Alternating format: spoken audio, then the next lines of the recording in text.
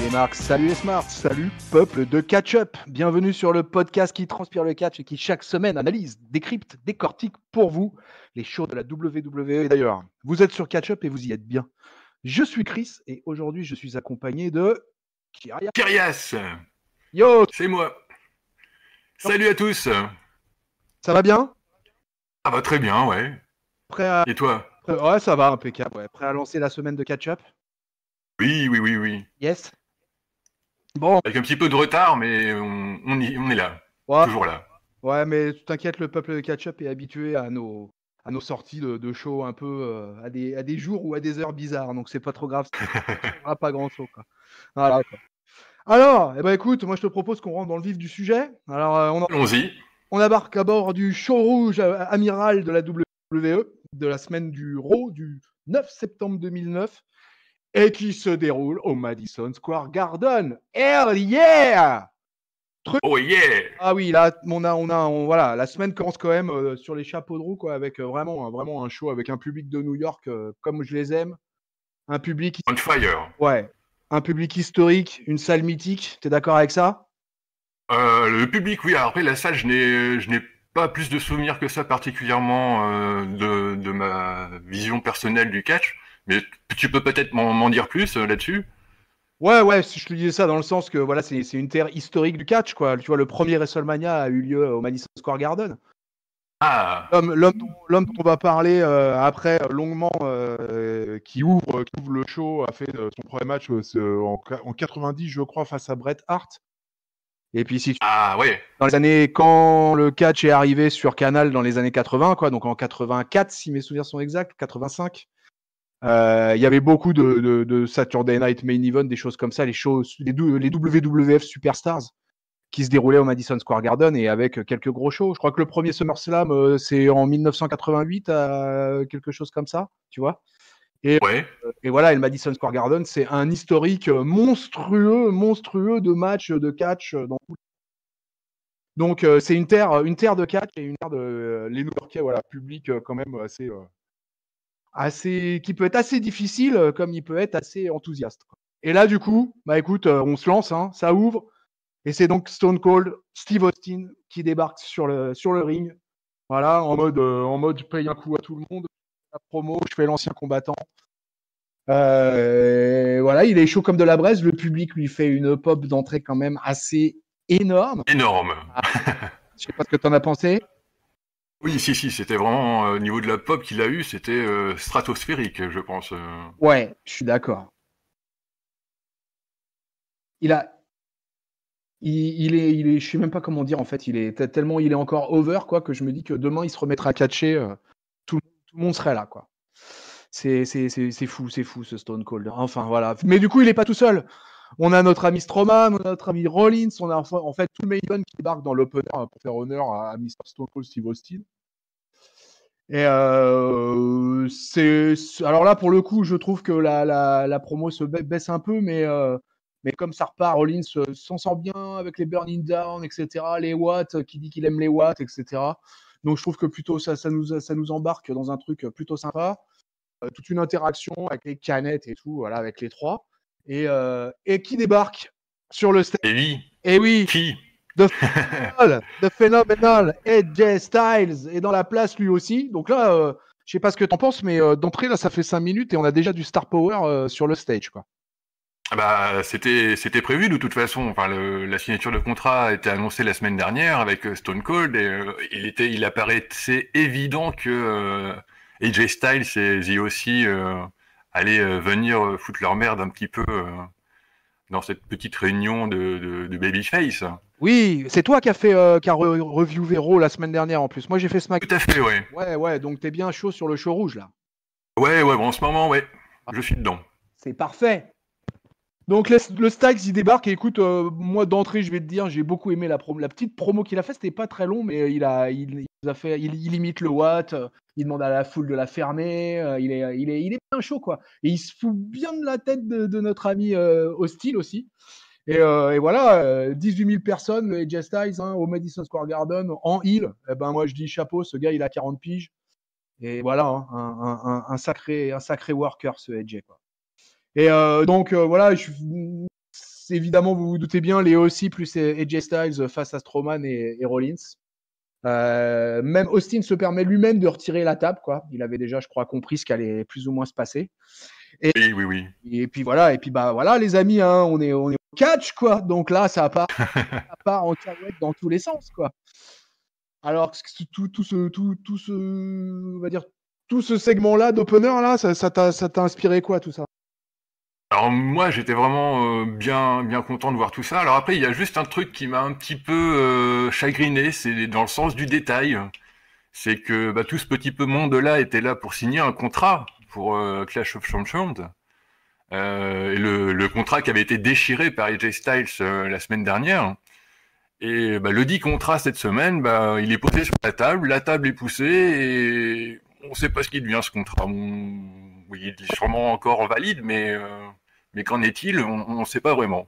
Oui. C'est le petit détail qui m'a un peu chagriné, mais en dehors de ça, le segment était vraiment bien foutu. Et AJ Styles, dans son mode heel avec son club, ça marche, mais du feu du dieu.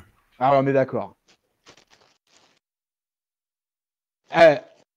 Moi, si tu veux, tu sens que de toute façon, alors je t'avoue, le contrat, le Kyrias, le détail qui tue quand même le contrat parce que j'y avais même pas pensé, tu vois.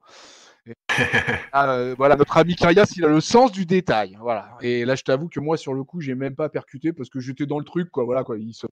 Voilà, ça part en vrille et c'est plutôt complètement délire. Moi, voilà, ouais, j'aime bien quand ils sont dans des modes comme ça, quoi. Alors, après, moi, si tu veux, ce qui me pose plus problème, c'est on va avoir une espèce de redondance à Clash of Champions avec Strowman et Rollins, quoi, qui vont s'affronter, puis et qui vont se défendre d'abord ensemble et puis après qui vont s'affronter. C'est presque, moi je regrette un petit peu en fait qu'il n'y ait pas un troisième gars, qu'on n'ait pas eu un triple threat ou quelque chose comme ça. Bon, et Styles, il s'avère qu'il est champion US, donc. Mais moi du coup, je sais pas, c'est bizarre. Moi, ça prend pas super bien, moi, le truc de la feud entre entre Rollins et Strowman. Il y a des trucs qui me chiffonnent dans cette rivalité. Mais pour le coup, là, l'opener de Raw, un go home show, voilà, je pense que ils ont délivré la marchandise, non? Oui, ils ont fait le boulot. Voilà. Et du coup, derrière, j'en profite, sans transition, on a d'entrée le premier match de la soirée, et on a quand même un AJ Styles versus Cedric Alexander. Donc là, on est assuré d'avoir deux gros workers dans le ring. Un match pas trop long, peut-être pas assez long, je sais pas comment le définir finalement. Ouais, je suis d'accord avec toi. En plus, on s'attendait à ce qu'il y ait une stipulation en cas de victoire d'Alexander qui devienne first contender au titre des J Styles, mais même pas. Ouais, je suis pour le coup, je suis encore raccord avec toi. Moi aussi, j'ai pensé effectivement qu'il allait avoir une stipu et puis rien, quoi. Ouais. Ils auraient pu ajouter un stipu, effectivement, ça aurait donné un peu de relief au combat. Il y a un petit peu de temps en plus aussi, parce que les deux sont vraiment, ils ont un bon échange entre les deux, et non, c'était un goût de trop peu. Ouais, pareil. Tu vois, moi aussi, je trouve qu'il y a eu une bonne alchimie entre les deux catcheurs, là, le jeune avec le vétéran. Et moi, j'ai trouvé que ça donnait bien. On a plusieurs moves bien spectaculaires. Il était bien chaud. Les enchaînements ciseaux de 4 dropkick, tu vois, ils ont leur passe là qui rentrent tous les deux, alors que je pense qu'ils ont rarement catché l'un contre l'autre, hormis à l'entraînement. Donc, mais là, en match officiel, je pense que c'était la première fois. Hein. Je me souvenais pas. Oui. Je me souvenais pas de rencontre Alexander Styles. Et du coup, écoute, je trouve que Alexander, tout sourire comme d'habitude, mais va être un challenger intéressant à Clash of Champions. Moi, si je devais faire un pronostic, je ne vois pas AJ Styles repartir sans le titre US dimanche, mais parce qu'on parle en même temps du pay-per-view qui arrive, peuple de catch-up, hein, c'est dès dimanche. Et du coup, Oui, ça arrive vite. Hein. Du coup, voilà, il est positionné quand même et ça nous promet un beau match dimanche, non? Mais en plus, je crois qu'il a été officialisé il y a très peu de temps. J'ai vu ça sur Facebook. Voilà. Et donc, on aura un Alexander contre AJ Styles pour le titre US. Ah yes, bah écoute, moi je trouve que c'est une bonne nouvelle ça. Non? Pas une bonne nouvelle? Oui. Ah si, tout à fait. Non, j'allais venir à la fin du combat justement entre les deux. Ouais, vas-y. Avec l'intervention de Gallows et Anderson. Donc Alexander qui gagne par disqualification. Et ensuite, il me semble qu'il y a The Viking Riders qui arrivent, hein, Yes. pour une fois qu'on ne les voit pas contre des jobbers, Yep. eh bien, tant mieux.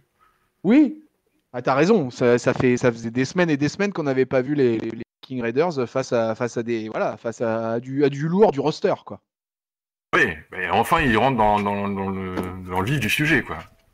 Ouais, là, ils se retrouvent face au clan dominant du show rouge à l'heure actuelle, en l'occurrence les aussi, quoi, et qui est le clan Hill de Raw, là, depuis plusieurs semaines maintenant, je pense.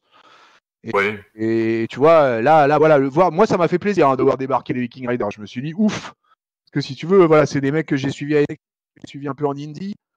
Ça me désespérait un peu, là, leur traitement, là, depuis des semaines et des mois, là. Donc, je suis plutôt satisfait de les avoir vus apparaître dans ce segment-là précisément, quoi. Ouais, je suis d'accord avec toi, oui. Il manquait de choses à manger. Eh bien, avec les aussi, ils ont de quoi donner ce pourquoi on les a embauchés, je pense, faire des gros matchs comme on a pu voir à NXT. Enfin, personnellement, je les ai vus qu'à NXT. Et à NXT, ils avaient été dans le Wargames, il me semble. Ouais, Le fameux Wargames. ouais, entre autres, quoi, ouais. Non, mais ils ont fait, à NXT, ils ont fait un sacré passage, quoi. C'était quelque chose. Donc, ils ont été champions NXT Tag Team. Et si tu veux, après, au niveau indie, c'était une équipe qui était hyper réputée et voilà. C'est pas des rigolos, nos amis, les Viking Raiders. Et ils ont été tellement maltraités à mon goût parce que je pense que c'est pas comme ça que j'aurais commencé avec les Viking Raiders dans le main roster, quoi. Mais bon. C'est comme ça, c'est la WWE. Parfois, c'est compliqué, comme toute relation. Oui. Voilà. Donc pour finir sur ce segment, bah voilà, écoute, oui, le match du coup c'est une disqualification, comme ça fait gagner Cédric Alexander, ça rend faible personne et ça nous permet d'introduire une nouvelle tag team un peu dans le game face au aussi, donc c'est cool. On a comme tu as donné l'info, donc c'est impeccable quoi. Donc Alexander est donc le number one contender pour Clash of Champions. Donc on va avoir un match à mon avis de qualité dimanche entre ces deux-là. Et puis voilà, et puis la suite, on enchaîne. Alors, il y a eu un segment backstage entre Banks et Bayley pour nous rappeler que elles sont heal, mais elles sont cupines, quoi. Elles sont très, très cupines. Et que donc, elles vont pas tarder à arriver dans le ring à un moment ou à un autre. Et là, derrière, on a le droit, alors là, un des chouchous de beaucoup de monde en ce moment, en particulier à Giscal, si tu nous entends, mais du Firefly House, le retour de Wyatt sur un épisode qui va arriver plus tard dans la soirée. Alors, et moi, sur le coup, je m'attendais vraiment à quelque chose d'immédiat parce que sur le coup, je me suis dit, ah, ce soir, on va le voir dans le ring. Et en fait, non, c'était juste un teasing d'abord. Oui, mais j'ai eu la même impression que toi en pensant que c'était l'épisode qui allait arriver de suite, mais non, c'était un teasing pour plus tard. Ouais. Donc, du coup.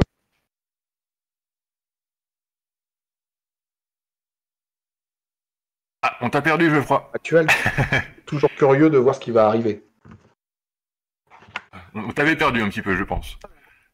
Alors, attendez, mes amis en direct, hein, mais j'ai un câble et attaque du câble sur personne. Voilà, tentative de corde à linge de mon matériel audio. C'est quand même c'est pas un scandale, ça. Plaignez-vous, pas. Tout à fait, monsieur. Plaignez-vous. C'est encore la faute de Vince, ça. Voilà, non mais ça c'est sûr, ça c'est Vince ou c'est Shane, c'est l'un ou l'autre. Oui, c'est un McMahon, de toute façon. De toute façon, c'est un McMahon. Si vous cherchez un coupable, de toute façon, c'est toujours un McMahon. Alors, on enchaîne donc derrière. On a eu droit. Alors ça, c'est un truc étonnant à noter, c'est qu'il y a eu une pause charité WWE avec le Connor's Cure. Oui. La lutte contre le cancer. Et c'est assez marrant parce que, si tu veux, aux États-Unis, c'est le retour des Monday Night Football. Et donc, la WWE, là, elle a la concurrence avec le football américain. Et étonnamment, ils ont passé ce passage pour les enfants cancéreux pendant la mi-temps de la NFL. Donc, Curieux.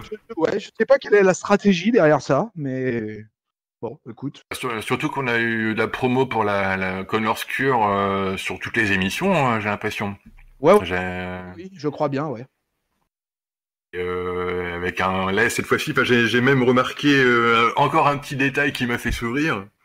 C'est que dans la présentation des gamins, à un moment, il y a donc The Mighty M, je crois, qui baille en plein face caméra, quoi. Ça m'a fait rigoler. Oui, c'est vrai qu'il y a un gamin qui semble un peu fatigué, mais enfin bon, en même temps, et c'est pas. Ça se comprend, oui. comprendre que pour ce genre de petits, la soirée est longue. Donc, du coup, écoute, moi, j'ai pas de. Comment dire, moi, je me lance rarement sur les trucs caritatifs de la WWE parce que voilà, ces mômes, ils réalisent un rêve, ils passent à la télévision, voilà, ils sont avec leur idole. J'imagine que ces gamins, quand ils voient Roman Reigns arriver, ils ont les yeux qui crépitent dans tous les sens. Je crois que ça marche comme ça dans tous les sports du monde. Voilà, je pense qu'un gamin, quel qu'il soit, de toute façon, que ce soit un petit enfant malade, un petit enfant qui va bien, de toute manière, il voit son idole arriver, quelle que soit la discipline, je crois. Et puis là, je pense que Roman Reigns est parti pour faire carrière dans le domaine avec Connor Scure pour de longues années, vu son passif avec la maladie. Oui, t'as tout à fait raison. Je pense que ça, c'est un truc qui est assez évident, quoi. Et c'est pour ça qu'il est devenu un face quasiment. C'est un petit peu malheureux, hein, mais en kayfabe, je pense que ça a joué sur son personnage, tu vois. Ouais, on va difficilement le mettre heel maintenant. Enfin déjà qu'il a été difficile, il était vraiment le top babyface affiché, même s'il n'était pas très soutenu. Enfin, il y a quelques années. Il faut se rappeler que j'ai regardé Clash of Champions de 2016. Il était encore rué à cette époque, quoi. Et bon, après sa pause et son retour, là, il y a plus aucun doute. C'est le babyface. Ouais, je suis complètement d'accord avec toi. Bon, moi, je fais partie du camp des positifs envers Roman Reigns. Moi, c'est un catcheur que j'aime beaucoup. Donc, écoute, moi, voilà, j'ai trouvé toute son histoire assez folle là sur la dernière année qui vient de se passer. Et voilà, ce côté caritatif, pour moi, voilà, j'y vois rien à redire. Je pense en tant que papa, moi, tu vois quoi. Donc, je pense d'abord aux gamins et voilà. Ouais, si ces gamins-là, ça les rend heureux et que ça les aide à vivre, et ben c'est tant mieux. Voilà. Un peu d'humanité, merde, dans ce monde de slip et de brutalité. Un peu d'amitié. Un peu d'amitié, oui, de friendship, merde. Parce qu'on va enchaîner avec Becky Lynch et Charlotte Flair avec contre Sasha Banks et Bayley. Yes, on retourne au ring. Alors là, on a un tag team match qui est quand même énorme parce que, enfin, moi, à mon goût, hein, dans le sens où on a les 4 Horsewomen qui sont réunis sur le ring en 2 contre 2, avec quand même les 2 ceintures féminines majeures dans le ring. Qu'est-ce que tu penses d'une affiche comme ça, toi, Kyrias, de prime abord, quand tu vois commencer un truc comme ça? Moi, je me dis que c'est dommage de mettre ça, enfin, dommage. Que ce soit pas un main event d'un Raw ou d'un SmackDown, quoi. Ah ouais? Ça, Ouais, ça, ça avait la gueule d'un main event, ouais. et après, les alignements sont un peu bizarres parce que bon, on a une Sasha Banks clairement heel, une Bayley qui était face, qui par l'amitié avec Sasha Banks est devenue on ne sait trop quoi. Becky Lynch qui est over the top auprès du public et Charlotte Flair qui est nine-time champion et dont on savait qu'elle était heel, mais maintenant qu'elle est fait équipe avec Becky Lynch et qu'elle doit affronter Bayley, on ne sait pas trop sur quel pied lancer non plus. Mais en tout cas, les 4 étaient là et on voyait du bois. Hein. Je sais pas ce que tu en as pensé. Ah, du match en lui-même, et ben écoute, moi j'en ai pensé vachement de bien du match en lui-même, quoi. Je l'ai trouvé super bon ce match. Et franchement, c'est un des meilleurs matchs féminins que j'ai vu ces dernières semaines là. Ah, sans difficulté, oui. Ouais, mais là, tu vois, je vais même te dire, hein, je vais même aller plus loin. Et désinguez-moi dans les commentaires si vous voulez. Moi, je te dis même que c'était un match de pay-per-view qu'on a vu, quoi, ce lundi. Ah oui, aussi, on peut, oui, clairement. Mais moi, j'aurais plus pensé à un Fatal 4-Way pour les 4 dans un pay-per-view, mais... Ouais, mais même juste ce tag team match là, pour moi, tu vois, déjà en pay-per-view, déjà ça passait là. Tu vois, le niveau du combat lundi soir là, entre les 4 filles là, pour moi, il y a eu 1 ou 2 petits botches, mais vraiment des trucs assez légers. Elles n'ont pas fait de grosses boulettes. Bayley, par contre, alors ça c'est un avis personnel. Il faut qu'elle parle trop fort hein, quand elle appelle les prises. Parce que par exemple, arm drag ou des choses comme ça, c'est des trucs, elle, dans sa bouche, ça tombe trop facilement. C'est surtout que ça tombe trop fort.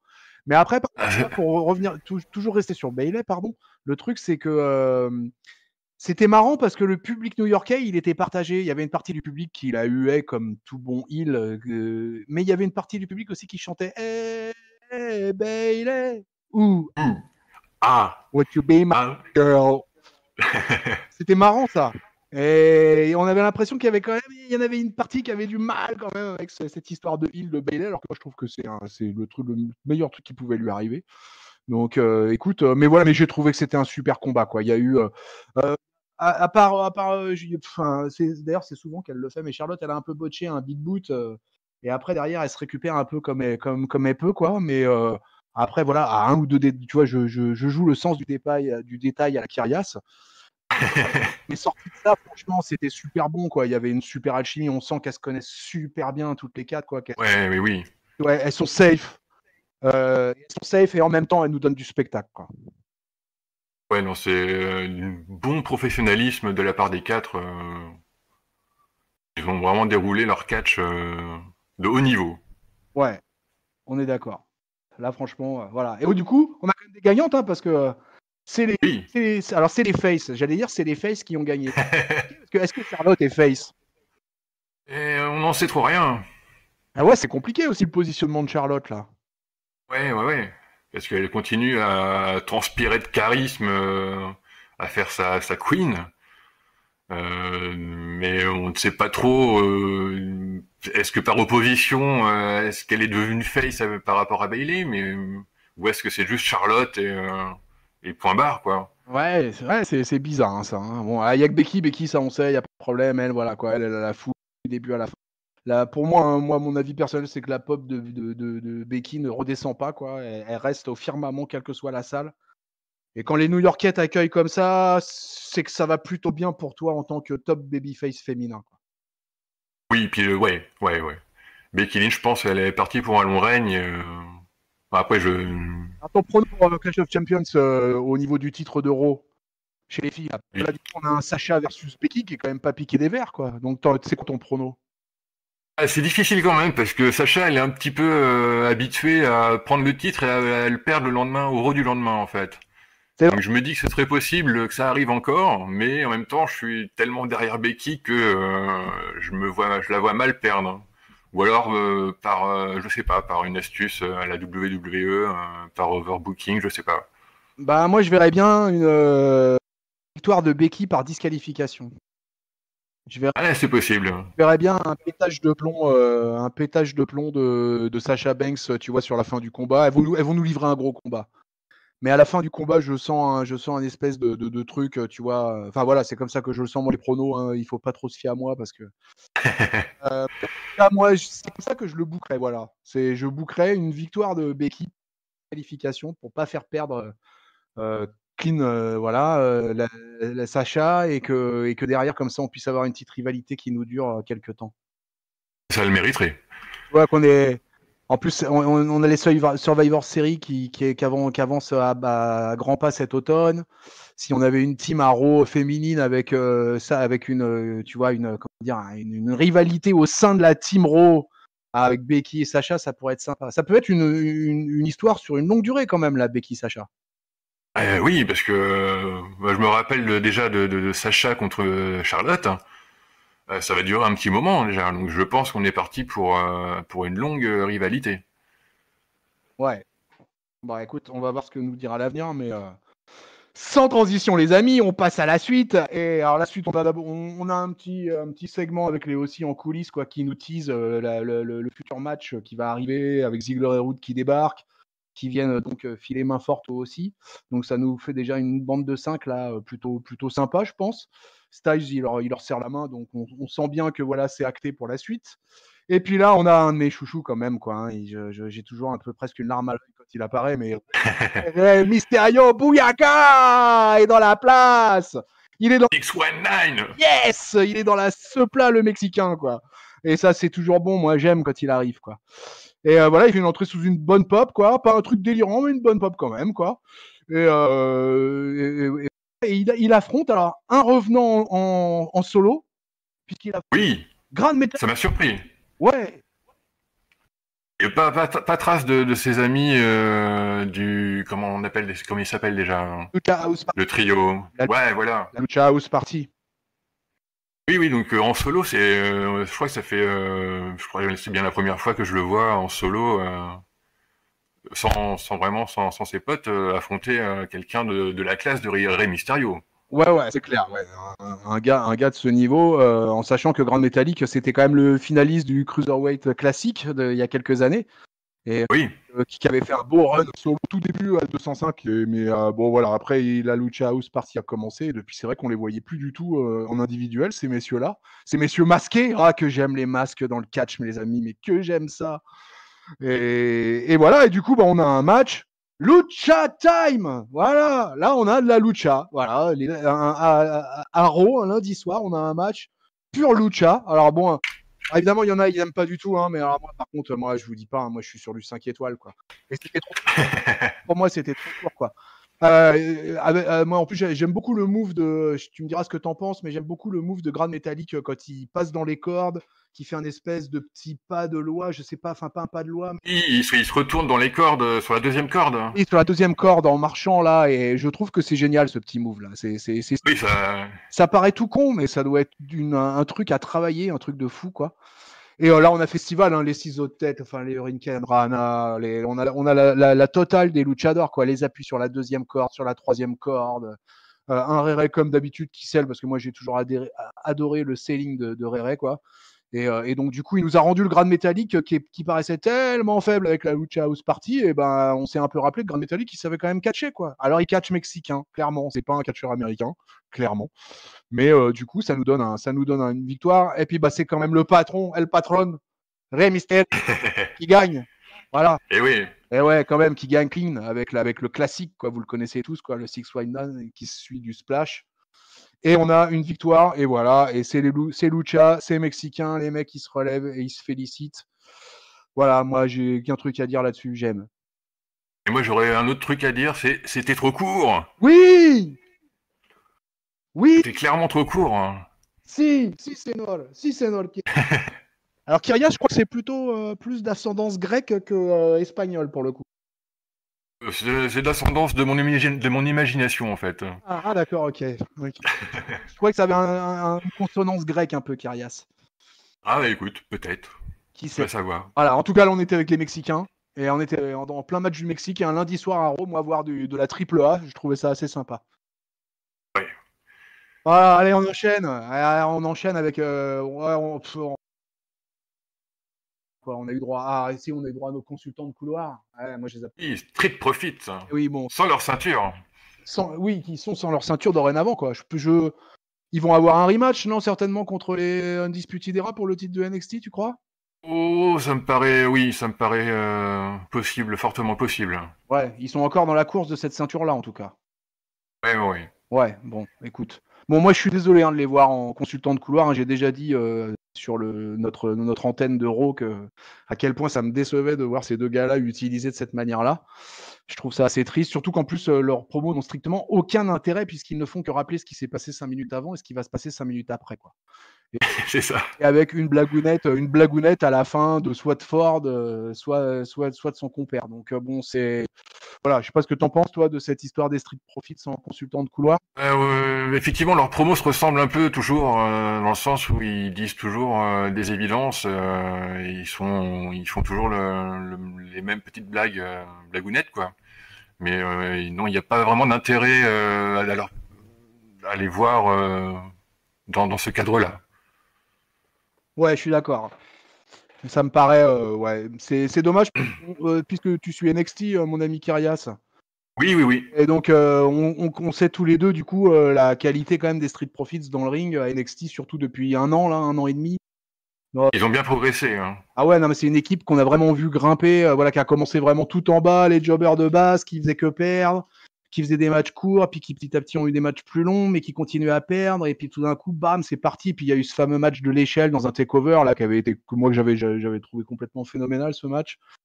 Et voilà, pour moi, ils se sont révélés, quoi, tu vois. Et donc, c'est d'autant ma déception de les voir en consultant de couloir, quoi. Et puis il y a toujours à faire en plus des allusions un peu bizarres par rapport à Angelo Dawkins qui parle de la couleur de Sacha. Enfin, bref, on s'en fout un peu de ce qui. Ouais. Enfin, je comprends pas, non. Bon, il dragouille, quoi, tu vois. Il fait style je dragouille Sacha, quoi. Voilà. Enfin. Mais bon, On enchaîne avec le tournoi King of the Ring. Ah ouais, voilà. Oh my god, parce que du coup, on a une suite quand même derrière qui est plutôt velue, hein, tout ça, quoi, parce qu'on sort de Becky Lynch, Charlotte Flair, les Four Horsewomen, de Rey Mysterio, Grade Métallique, et là, on attaque avec la demi-finale en triple threat du King of the Ring de Raw, où on a donc Ouais. Joe versus Ricky versus Ton chouchou. mon chouchou versus Baron Corbin. Ouh. Ouh, pas beau, Baron Corbin, ouh, Pierre, ouh. Et là, on se retrouve avec, malgré tout, malgré la présence du Baron, on se retrouve avec. Et moi, le Baron, je l'ai déjà signalé aussi, les amis, c'est que le Baron, je le trouve toujours meilleur dans les matchs à plusieurs que dans les matchs en solo. Donc, je suis plus rassuré de le voir dans ce triple threat que si je l'avais vu tout seul face à Ricky ou face à Samoa Joe, quoi. Ouais, ouais. Et après, ça me fait mal de le dire, parce que je n'aime vraiment pas le Baron. Mais depuis 2-3 semaines, là, je trouve qu'il progresse dans sa rapidité, notamment d'exécution. Je le trouve en forme. Ouais, moi, je t'avoue qu'à part ces deux moves, le End of Days, rappelle-moi comment il s'appelle son autre move, le Deep Six. Deep Six, oui. Le Deep Six, et puis sa fameuse sortie du ring, pour un big man comme ça, c'est bien. Mais si tu veux, hormis de ça, moi, je le trouve vraiment très, très médiocre dans le ring, le Baron. Ah, je vais pas te contredire là-dessus. Voilà, moi, Je ne trouve, enfin, je trouve pas à la hauteur du push qu'il reçoit en ce moment, quoi. voilà, je lui donne crédit de ces trois fameux moves. Mais voilà, depuis le début, parce que depuis le début, j'ai pas changé d'avis, les amis. Depuis le début, je le dis, je trouve que c'est un catcheur très médiocre. Après, bah, finalement, je le trouve meilleur au micro que quand il, tu vois, que quand il catch, quoi. Donc, bon. Mais dans les matchs à plusieurs, je lui donne plus de crédit aussi, quoi. Donc, du coup, on se retrouve. Alors, tu vas me dire, je vais un peu lancer les hostilités, mais ce match, il a quand même été un gros match. Je m'attendais pas forcément à ça, sur le coup. Je m'attendais pas à un Samoa Joe aussi stiff. Et le Ricky, bah, Giscal, il pourra me haïr jusqu'à la 30e génération, mais le Ricochet, mais il est face à deux big men là, il est face à deux powerhouse, et Il a mangé Ricochet. a mangé, mais un truc de malade. Alors j'avais déjà signalé à quel point il excellait dans le sel sur le AJ, le Style Clash de AJ, mais là il était face à deux poids lourds, quoi. Et putain, ce qui prend cher. Oh là là. Ah mais là, mais c'était à prévoir face à deux gros Gold comme ça. Lui, le petit voltigeur et le seul face du trio, il allait forcément prendre le plus de temps face aux deux autres, que ce soit face aux deux en même temps ou l'un après l'autre. Et il a vraiment bien scellé tout ce qu'il a pris comme bump. C'était impressionnant. Ah ouais, c'était assez incroyable, quoi. De toute façon, en plus, voilà, il avait les deux quasiment tout le temps sur le dos, quoi. C'était un espèce de 2 contre 1 presque, même si Corbin et Joe se sont bien envoyés l'un contre l'autre, hein. Mais ça l'a pas empêché, oui. Ça l'a pas empêché, hein, mais parce que Joe, il a distribué des atémies à tout le monde, de toute façon, hein. Voilà, si le public en voulait, il en aurait donné au public aussi, hein. Il avait de l'atémie à disposition, l'ami Joe, quoi. Et c'était incroyable, quoi. En plus, ils ont encaissé tous plus ou moins les finishers à un moment ou à un autre, quoi, qui ont été sauvés par des near fall, par des mecs qui ont été tirés du ring. Il y a toujours eu un moment ou un autre, tu vois, une action qui faisait que, voilà, quoi, on sentait bien que le match n'allait pas se terminer là-dessus, mais ça se passait toujours dans un truc de violence absolue, quoi. Corbin, il met une power bomb à Ricochet. Mais en même temps, en fait, Joe, il le tire vers le bas, je sais pas si tu vois, vers la fin, pour le choper pour le coquina clutch, quoi. Oui, oui, oui. Ça. Et en fait, Corbin, il essaie d'écraser Joe contre la comme ça, quoi. Mais l'autre, il est agrippé avec sa gueule de fou, là, Joe, là, quand il fait. Et ce moment-là est incroyable, et parce que ce moment-là, en fait, j'arrive à son ultime truc, c'est que là, t'as Ricochet qui est sur le tablier, quoi, et qui met un backflip. Putain, mais il met un backflip aux deux poids lourds au sol, ringside, quoi. Mais j'ai dit, mais non, mais là, on a un truc de psychopathe, quoi. C'était incroyable. J'ai trouvé ça incroyable, quoi. Ouais, c'était vraiment un bel affrontement entre les trois, oui. Mais après, moi, le truc qui me dérange, c'est le résultat. Ah ouais. Et le résultat. Bah, j'attendais Joe, quoi. Et moi J'attendais aussi. Joe. Moi aussi. Et finalement, c'est Ricochet qui se fait voler le pin, c'est ça? Ah ouais, non mais ouais, en fait, Corbin, c'est non, non, c'est Corbin, qu'est-ce qu'il fait? Non, parce que Ricochet, en fait, il est dans une position un peu d'attaque. Justement, c'est pas très loin après l'histoire du backflip ringside, quoi. Mais Oui. et du coup, je sais plus, Ricochet, il doit éviter le 630 ou un truc comme ça. Et la fin, en fait, c'est que y a Corbin, Corbin qui profite du 630, quoi, qui revient, quoi, qui Oui, c'est ça, oui. public et il porte le tombé sur Joe qui est KO. Et voilà. Et alors bon là, du coup, je vais donner mon avis aussi là-dessus. Tu vas reprendre un peu, on va un peu explorer le truc. Mais ouais, alors moi aussi, j'étais particulièrement déçu qu'on ait droit à Baron Corbin vainqueur, quoi. Moi aussi, j'attendais Joe, quoi. J'attendais Joe en King of the Ring. Ça lui irait trop bien. Donc bon, voilà, Baron Corbin. Donc oui, effectivement, en termes de résultats de match, c'est une déception clairement.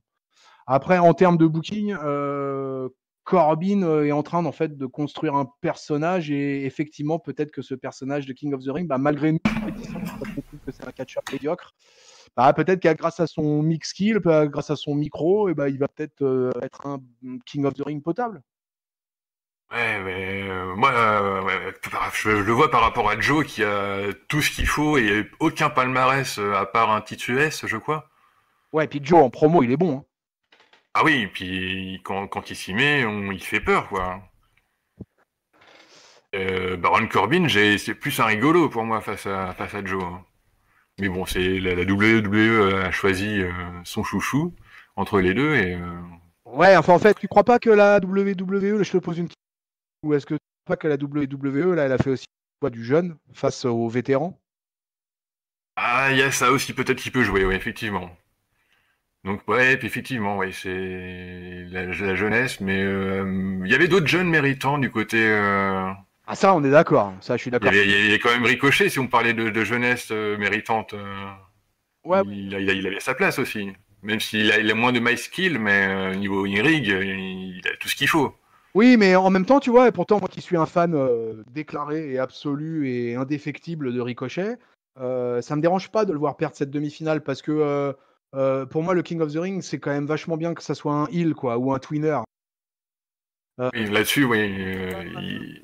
Tenir le rôle de King of the Ring en tant que face, c'est pas simple, hein. Il faudrait regarder dans les archives qui était vraiment face au moment de sa victoire en King of the Ring. Il doit pas y en avoir beaucoup dans le palmarès, tu vois.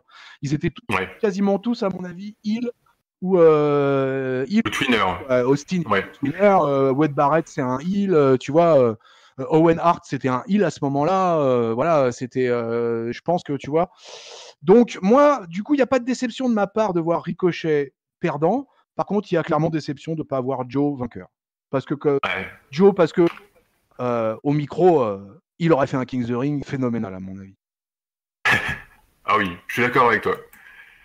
C'est dommage, mais bon. On va voir ce que ça donne. Ouais. Donc petite déception dans le déroulé de ce Raw. Et on enchaîne avec les femmes. Et là, on a un match solo. Alors là, moi qui m'a surpris, parce que je m'attendais pas du tout à tout. Alors moi, je regarde pas du tout les cartes d'Euro avant de le regarder, quoi, tu vois. Donc, Ah non plus. sauf quand ça a été annoncé dans l'Euro précédent qu'il va y avoir tel match, tu vois. Mais sinon, je regarde absolument pas les cartes. Je fais exprès, comme ça, j'ai la surprise. Et du coup, j'ai été vraiment étonné de voir ce Natalia versus Lacey Evans. Again. Again, Parce qu'on y a eu droit la semaine dernière, si je me trompe pas.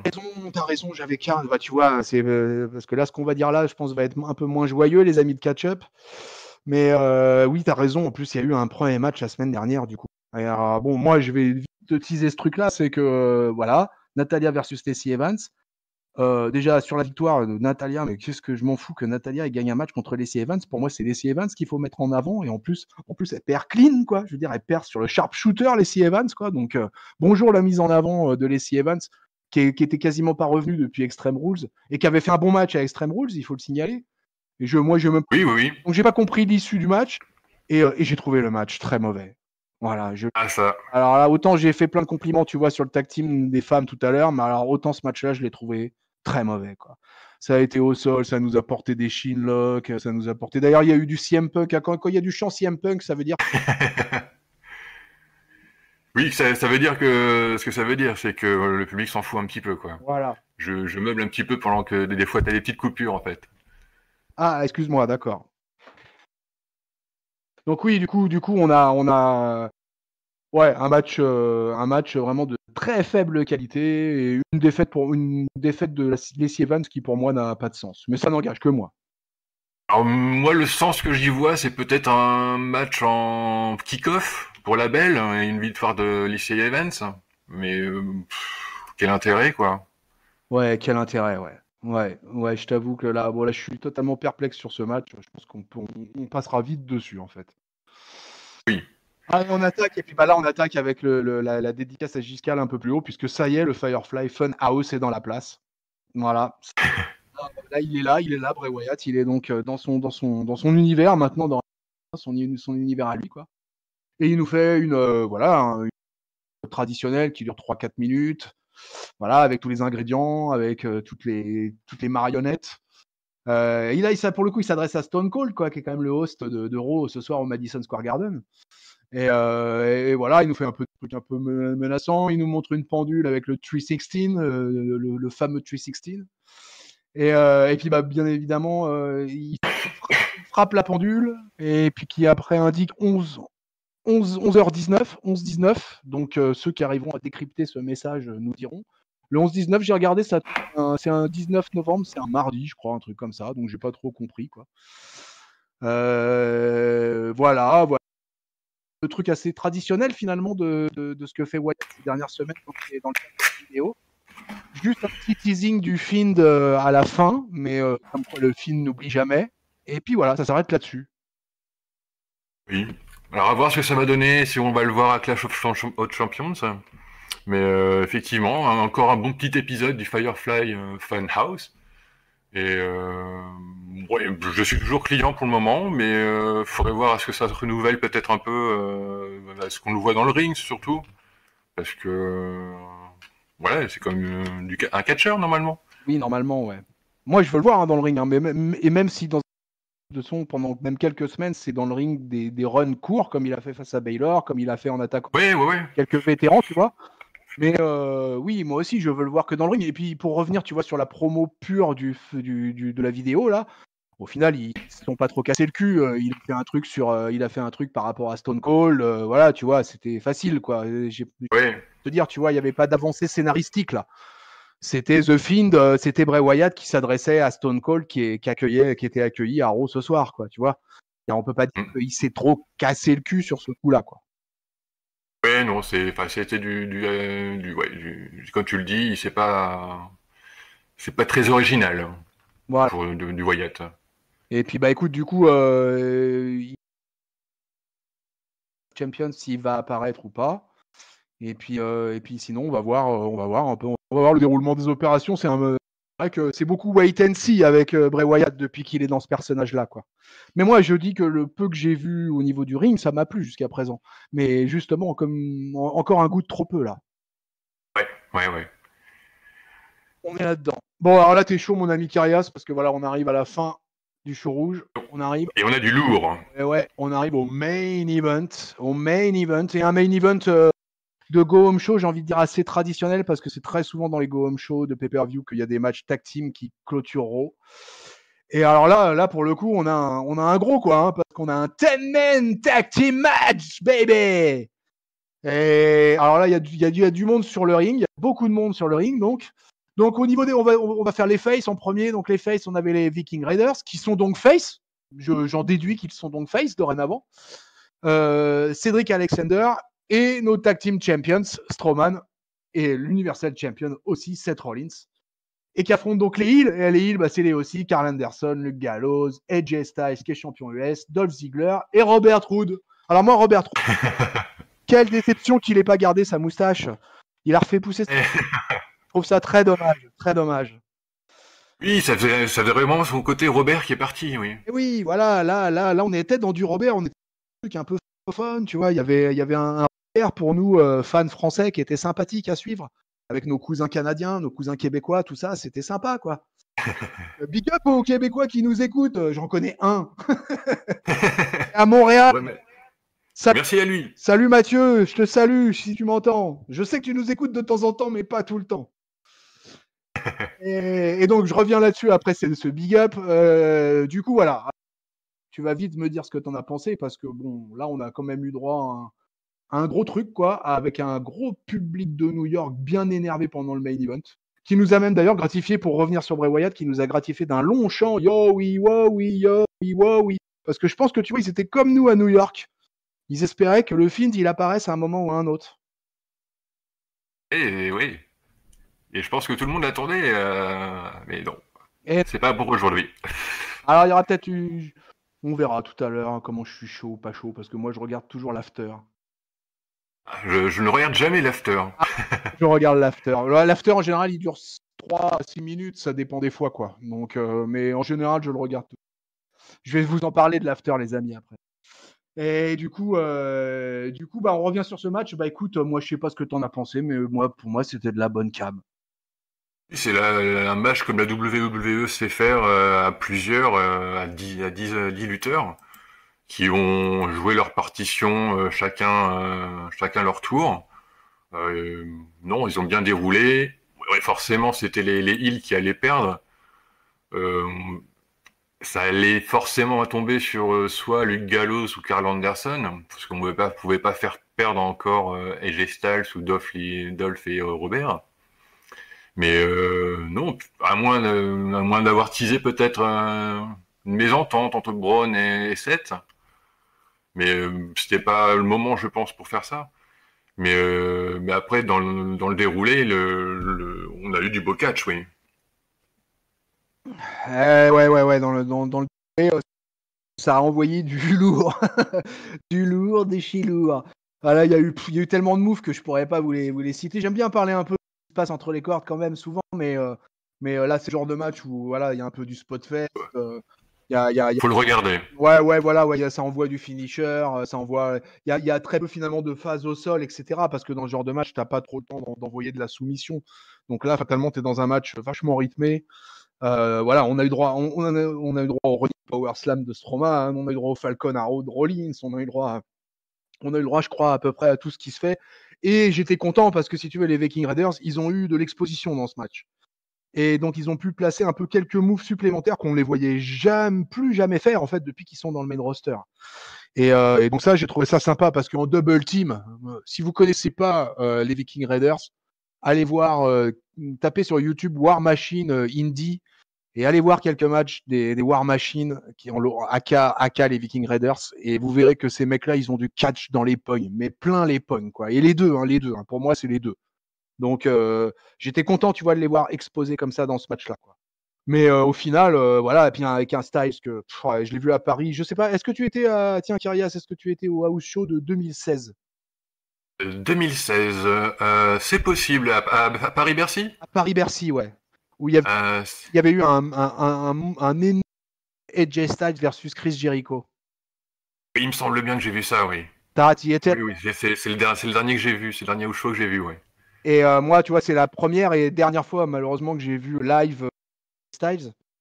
Et en plus, il était face à Jericho. Donc, ce match-là, moi, j'avais les yeux, tu vois, bah, comme les gosses parlaient tout à l'heure avec.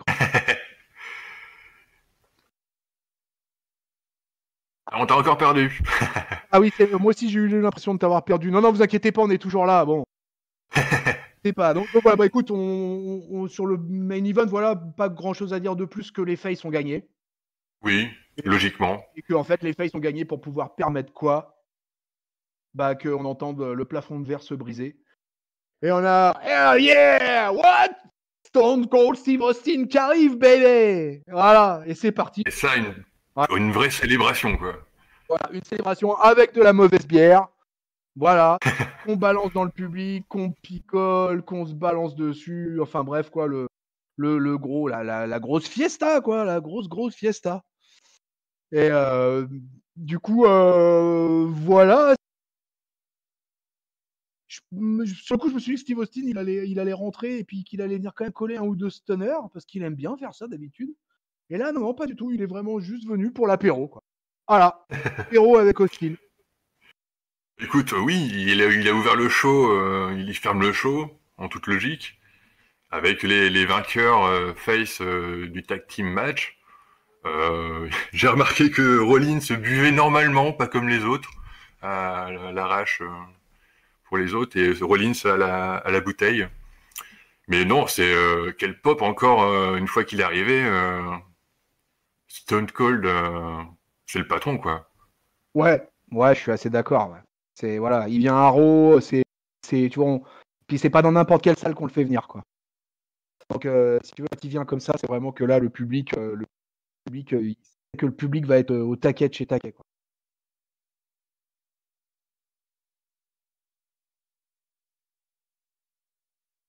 Ah, Karias, Oui, je suis toujours là. ouais, je t'avais perdu, là, décidément. Qu'est-ce qui se passe dans cette fin de main event là? On a des problèmes de son? Non, c'est pas possible, pas maintenant. Jamais. Allez, Ça nous arrive jamais. on finit là-dessus. On est au de ce Raw de ce Raw quand même. Waouh, waouh, moi j'ai trouvé. Donc écoute, du coup, on va profiter de ça et puis on va voir si toi t'as trouvé ça waouh, waouh. Tu vas, Écoute, oui, j'ai me donner, bien aimé ce Raw. tu vas me donner ton top, tu vas me donner ton flop et tu vas me donner ta note. Alors mon top, j'hésite pas mal. Il y a pas mal d'éléments qui ont pas mal attiré mon œil. Mais je pense que je vais le donner au trop court match Rey Mysterio Grand Metallic. Oh, énorme! Oh, Et pour mon flop, je dirais quand même que le segment le plus pauvre, ça a été Lacey Evans contre Natalia, je pense, qui euh, qui par rapport au reste fait tâche un petit peu. Et après, ma note pour le show, je vais être encore assez enthousiaste. La semaine dernière, j'avais donné un 4. Et là, je pense que je vais redonner un 4. Un bon 4 des familles. nickel! C'est ta... Et je suis assez emballé par le Clash of Champions qui va arriver. Par contre, pour pronostiquer, je ne sais pas trop. C'est assez compliqué quand même. En plus, je suis pas très très bon dans l'exercice, mais du coup, là, j'ai encore pas mal de doutes sur certains résultats et c'est ce qu'on attend d'un go home show, quoi. Ouais, ouais, ouais. Et moi, j'ai trouvé, tu vois, parce que des fois, les Go-Home Shows sont un peu plan-plan, ou des fois, sont pas très bons en termes de qualité de catch parce qu'on protège beaucoup les mecs. Et là, j'ai trouvé que ça n'avait pas trop été le cas ce lundi. Ouais. Donc c'est Et toi? et moi d'office sur le flop, puisque voilà, les Lacey Evans versus Natalia, circuler, il n'y a rien à voir.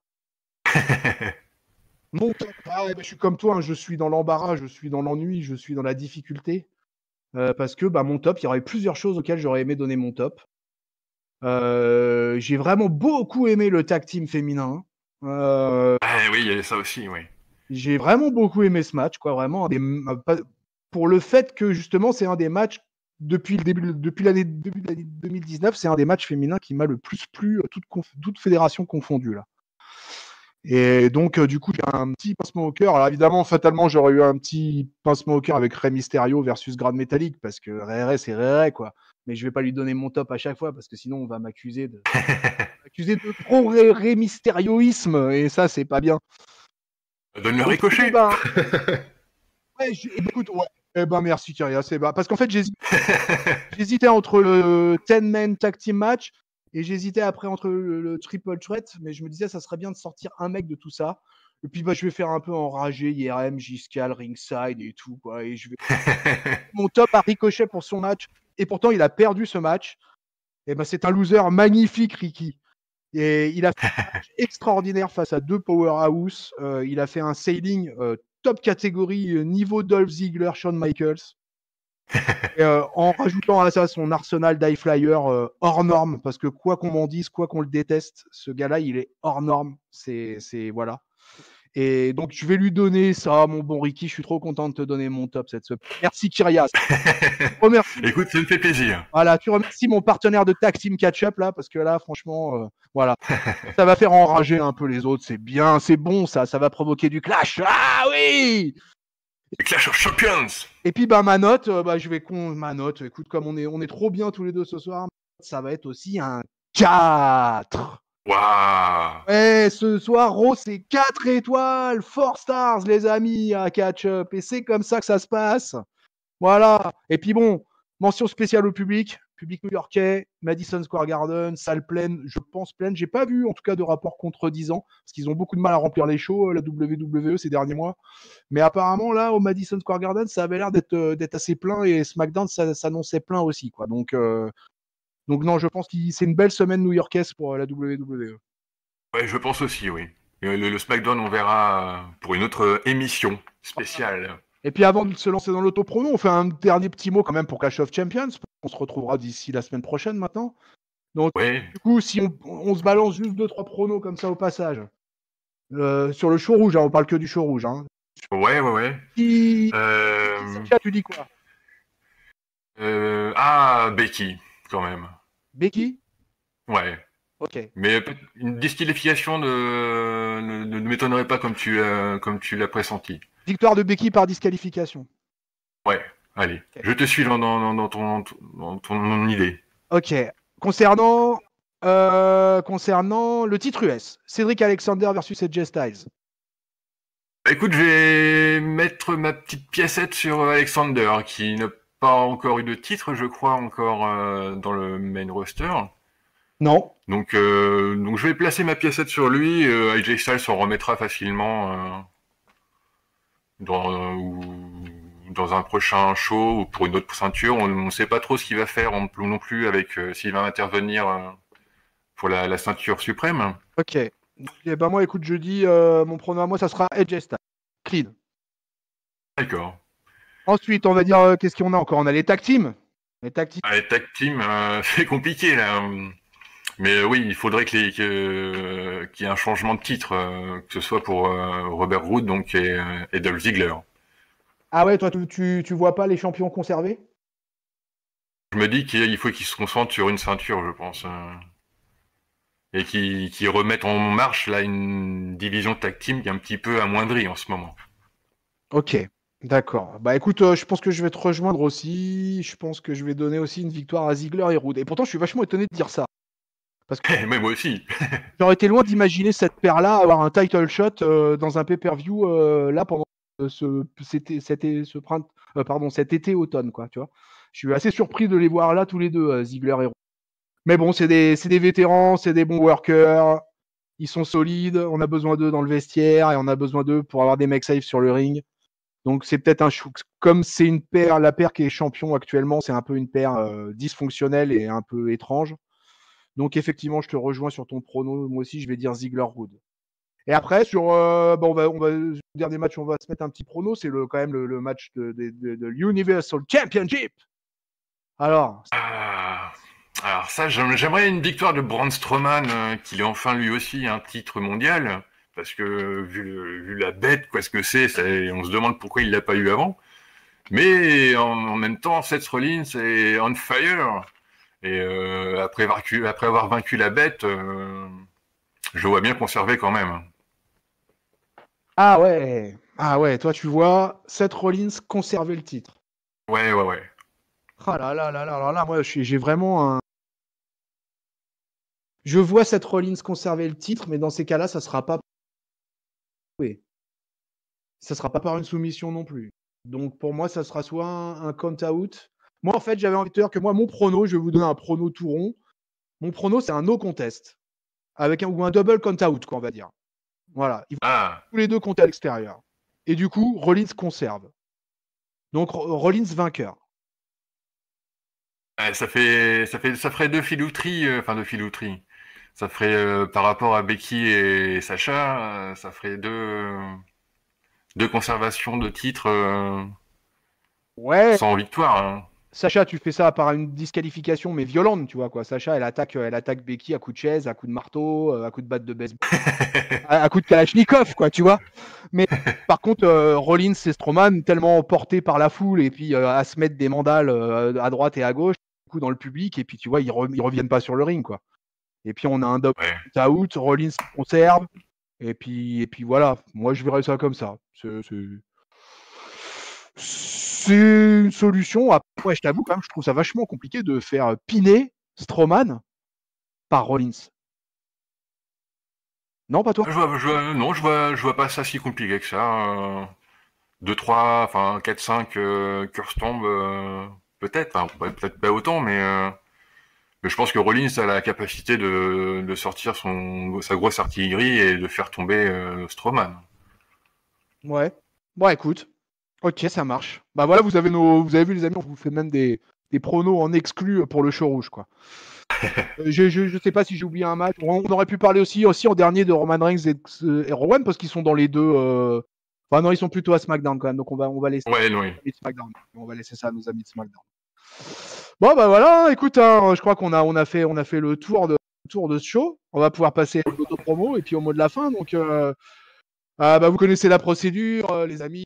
Nous liker ou il faut pas nous liker, il faut nous mettre des pouces vers le bas aussi. Si vous n'êtes pas content, il faut protester aussi, il faut manifester votre mécontentement si vous n'êtes pas d'accord avec nous. Peut-être que vous avez trouvé ce show tout pourrave et peut-être que le retour d'Austin et la mauvaise bière, ça vous plaît pas, quoi. Et on pourra certainement l'entendre et en discuter avec plaisir. Donc voilà, donc des likes, vous oubliez pas de cliquer sur la cloche. Et puis après, vous nous retrouvez sur toutes les plateformes qui vont bien de podcast. Je crois que c'est iTunes, iCloud, iPod, iGmal. Voilà, vous nous retrouvez sur Twitter, sur les cahiers du catch. Voilà, vous nous retrouvez partout. Nous sommes partout, nous sommes omniscients dans le monde du catch, quoi. Mon bon Kyrias, écoute, c'était un plaisir de faire cette première review tous les deux. Plaisir partagé, écoute. Yes. Et puis moi, j'ajouterais en plus que viendez sur le Discord. Oui. Que vous aurez en lien sous l'émission sur YouTube, notamment. Ouais, tout à fait, ouais. Parce qu'on est tous là et on peut tous vous répondre assez régulièrement. Et il y a aussi d'autres auditeurs qui sont là, qui s'y connaissent aussi. Et c'est intéressant de discuter et de déconner autour du catch. Hein. Ouais, et puis vous voyez, on a des arrivants comme Kyrias qui est là depuis quelques semaines. Et puis en plus, on est toujours à l'affût. On sait jamais, un jour, il y aura peut-être une dame qui voudra parler de catch sur Catch Up. Non? Qu'est-ce que t'en penses? Pourquoi pas? Ça serait cool qu'on ait une dame qui vienne nous donner son avis sur ce qui se passe à la WWE. Moi, je suis. Ou un petit jeune. Ou alors quelqu'un un jeune, ou alors quelqu'un de plus vieux que moi, ça serait cool aussi que je sois plus le doyen. Ça, moi, j'aimerais bien aussi ne plus être le doyen. Mais bon, qu'est-ce que vous voulez, on fait avec, on n'a pas le choix, on a l'âge de ses artères, quoi. C'est comme ça, quoi. Allez, trêve de plaisanterie. Peuple de catch-up, on vous fait des bises à tous. On vous embrasse. Et puis, oubliez pas la review de SmackDown qui va arriver. Vous allez avoir Clash of Champions, vous allez avoir votre menu catch habituel qui va débarquer sur votre antenne. Et à bientôt. Ciao. Bonne semaine pleine de catch. Ciao, Kyrias. Ciao, le Chris.